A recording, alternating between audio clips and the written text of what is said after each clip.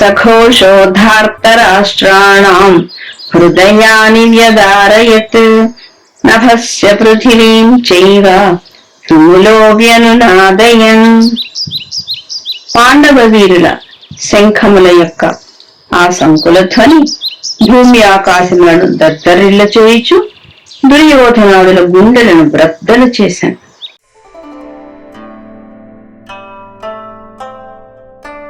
19వ శ్లోకం.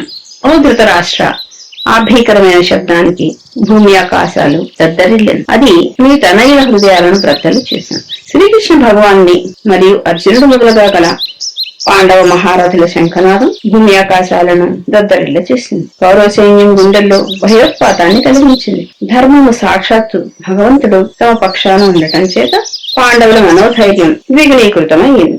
కౌరవులకు భగవానుని కృప లేదు. అంతేకాక తాము తప్పు చేశాము అనే భావన వారి మనసుల్లో ఉండటం వలన వారి హృదయాలు ఛిద్రమైనాయి. సాక్షాత్తు భీష్ముడు శంఖం పూరించిన పాండవుల మనోబలం చెదరలేదు. పాండవుల శంఖనాదం విని కౌరవుల సైన్యం భయానికి లోనయ్యాలని సంజయుడు ధృతరాష్ట్రునికి మరోసారి యుద్ధం ఆపవలసిందిగా సూచించాడు అని అర్థమవుతుంది. The sound of conches by Pandavas broke the hearts of Kauravas. But it is worth noting that when the Kauravas blew their conches, the army of Pandavas was not moved. The fact that Pandavas have the god on their side and they have a confidence that they are unconquerable. Kauravas, on the other hand, are dependent on their own strength. Besides that they committed a sin is deep in their hearts. By suggesting that Pandavas were not worried even after Bhishma Pitamaha blew his conch and Kauravas were depressed after Pandavas blew their conches, Sanjaya seems to plead with Dhritarashtra as the ruler of Akhanda Bharata Empire. It is not too late to cry a halt to the war.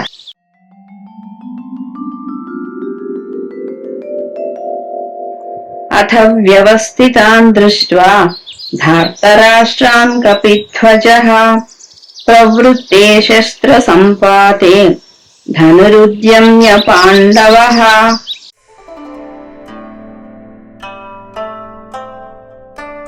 20వ శ్లోకం. ఆ సమయంలో తన రథం జెండాపై హనుమంతుని చిహ్నం కలిగి ఉన్న పాండుపుత్రుడు అర్జునుడు తన ధనుస్సును తీసుకున్నాడు. సమరానికి ఎదురుగా నిలిచి ఉన్న మీ పుత్రులను చూసి, ఓ రాజా, అర్జునుడు శ్రీకృష్ణుతో ఈ విధంగా అన్నాడు. ఆంజనేయుడు అర్జున రథ పతాకంపై ఆసీనుడు అగుట చేత అతనికి కపిధ్వజుడనే పేరుంది.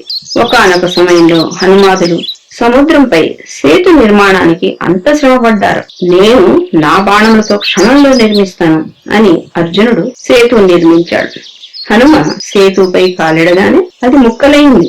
శ్రీకృష్ణ భగవానుడు అర్జునునకు స్వీయ బలం చూసుకుని గర్వం కూడదు అని బోధించాడు. హనుమ అర్జునుని రథ పతాకంపై తాను ఉంటానని వరం ఇచ్చాడు. As Hanuma adorned the flag of Arjuna, he got the name Kapidhwaja, the warrior with a monkey sitting on his flag. Once Arjuna mocked Hanuma and his army for straining so much to construct a bridge on the ocean and made a bridge on the same ocean with his arrows. When Hanuman placed his foot on the bridge, the same collapsed. Sri Krishna then advised Arjuna not to take his color to his heart, and Hanuman gave as a rule to Arjuna that he would adorn his flag if and when war comes.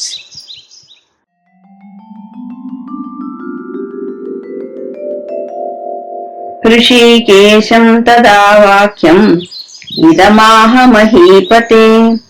Arjuna ఉవాచ సేనయోరుభయోర్మధ్యే రథం స్థాపయమేచ్యుత.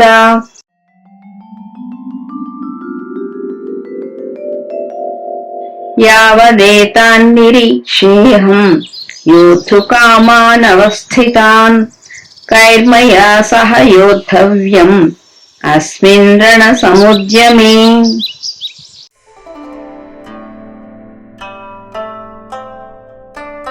21-22 శ్లోకాలు. అర్జునుడు ఇలా అన్నాడు. ఓ అచ్యుత, దయచేసి నా రథాన్ని 2 సైన్యాల మధ్య తీసుకువెళ్ళము. ఈ మహాపోరాటంలో రణరంగంలో నిలిచి ఉన్న ఎవరెవరితో యుద్ధం చేయవలసి ఉన్నదో నేను చూడాలి. అచ్యుత అంటే నాశం లేనివాడు అని అర్థం. తనను ఆశ్రయించిన వారిని సంసార సాగరమున చ్యుతి చెందకుండా కాపాడేవాడని కూడా అర్థం. అర్జునుడు తన రథాన్ని ఇరు సైన్యాల మధ్య నిలుపుమని కోరాడు. యోధుడు యుద్ధం ప్రారంభం కాకముందే ఇరు సైన్యాల బలాబలాలు అంచనా వేసుకునడం యుద్ధంలో ఒక తంత్రంలో భాగం. అహం భక్త పరాధీనోహి అస్వతంత్ర ఇవ ద్విజ సాధుదీర్గ్రస్త హృదయో భక్తజన ప్రియ. నేను సర్వస్వతంత్రును అయినా నా భక్తులకు బానిసైపోతాను. అర్జునుడి భక్తికి వచుడైపోయిన శ్రీకృష్ణ పరమాత్మ రథాన్ని నడిపే సారథి స్థానాన్ని తీసుకున్నాడు. By asking Sri Krishna to place his chariot in between the two armies, the great warrior Arjuna wanted to compare the strength and weakness of both the armies. Achyuta means immortal. It also can be interpreted that whoever surrenders their souls to him will not face extinction. Aham bhakta paradhino hi aswatantra iva dvija sadhvir grasta hrudayah bhaktajana priyah. Which means the Lord is saying that though he is independent, he becomes a slave to those who devotedly depend on him. Obeying the devotion of Arjuna towards him, the Lord obeyed Arjuna and placed the chariot in between the two armies.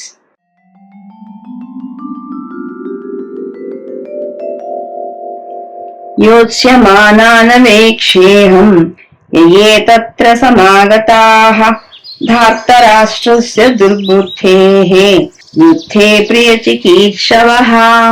దుష్ట బుద్ధి గల దుర్యోధనకు యుద్ధమున ప్రియము అనర్చబుచ్చి ఇచ్చట చేరి ఉన్నటువంటి ఈ యోధులను నేను చూచెదను.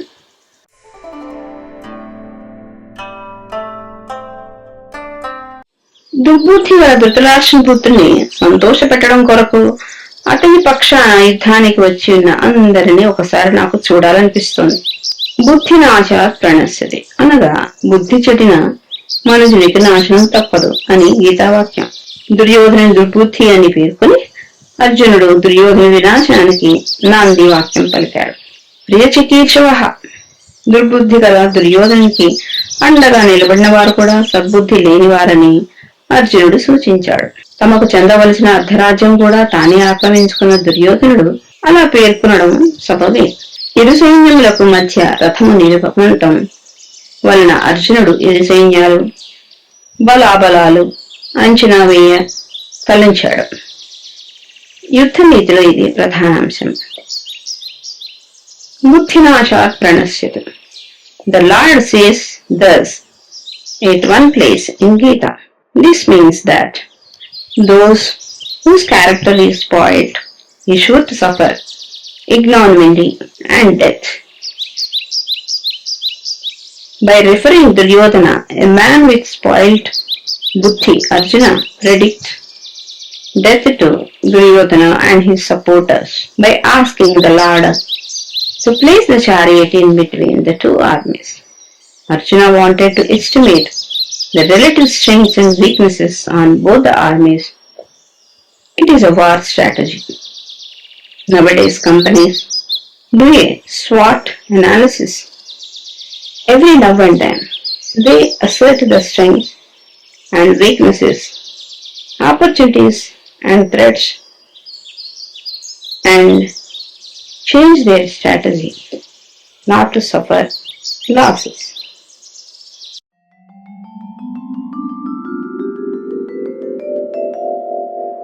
సంజయ ఉవాచ ఏవముక్తో హృషీకేశో గుడాకేశేన భారత సేనయోరుభయోర్మధ్యే స్థాపయిత్వా రథోత్తమం.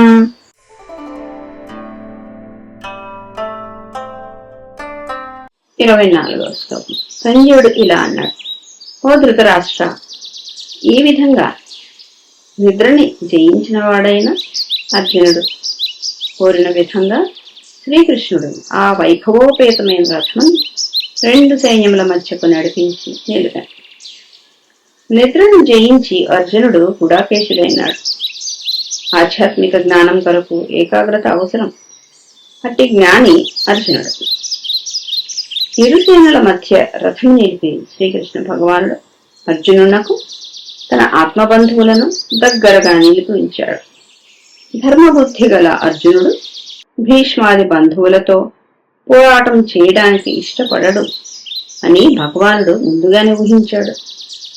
భగవద్గీతకు ఇక్కడే బీజం పడిందని గ్రహించవచ్చు. Because Arjuna one over sleep, he is referred as Gudakesha. For attaining the ultimate in the path of bhakti, unwavering attendance is essential. Arjuna, by conquering his sleep, attained this state. Sri Krishna landed the chariot in between the two armies by exposing Arjuna to his close relations that include Bhishma, Drona, Kripa, etc. The Lord rightly imagined that Arjuna will hesitate to kill his own kith and kin.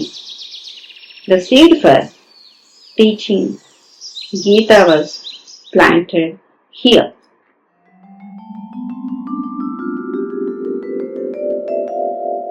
Bhishma Drona Pramukha सर्वेषां च महीक्षिताम् उवाच पार्थ पश्येतान् సమవేతాన్ కురునితి.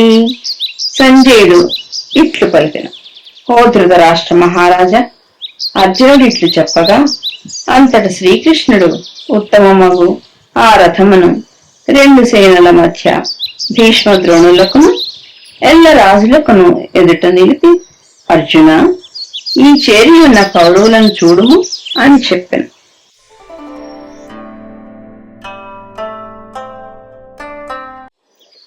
25వ శ్లోకం. భీష్ముడు, ద్రోణాచార్యుడు మరియు ఇతర రాజుల సమక్షంలో శ్రీకృష్ణుడు ఇలా అన్నాడు, ఓ పార్థ, ఇక్కడ కూడి ఉన్న కురువంశస్థులను చూడు. కౌరవులు, పాండవులు ఇరువురు కురువంశ వారసులే. అందుచేతనే కౌరవులు అని పేర్కొనకుండా కురువంశస్థులు అని వ్యాస మహర్షి పేర్కొన్నాడు. కొన్ని వ్యాధులు ముదిరే వరకు ఆగి అనంతరం శస్త్రచికిత్స చేస్తారు వైద్యులు. ఇక్కడ కృష్ణ భగవానుడు అర్జునులో మోహం అనే వ్యాధిని ముదిరే వరకు వేచి ఉండి చికిత్స నిమిత్తం గీతాబోధన చేయ సంకల్పించాడు. తను బోధించే గీత కేవలం అర్జునుని భ్రమలు తొలగించడమే కాక రాబోయే కలియుగంలో ప్రజలు ధర్మం తప్పి ప్రవర్తించినప్పుడు గీతా బోధనను అనుసరించడం ద్వారా ధర్మ ప్రవర్తనను పాటించగలరని భగవానుడు నిర్ణయించాడు. Both Kauravas and Pandavas are heirs to the great Kuru dynasty. That is the reason Maharshi Vyasa said Kurus instead of calling them as Dhartarashtra or Kauravas. Doctors wait till certain ailments run their course and perform surgery. Likewise, Lord Krishna wanted to rouse the ailment called attachment and then teach the Gita. The Lord was not just having Arjuna in his mind, but he wanted the people in Kali-yuga who are bound to follow the path of adharma and wanted to teach them Gita to re-establish dharma. That is the reason he halted the chariot at such a place from where he can see his close relations and others. The Lord knows the mindset of Arjuna and wanted to teach him the larger plan of the Lord.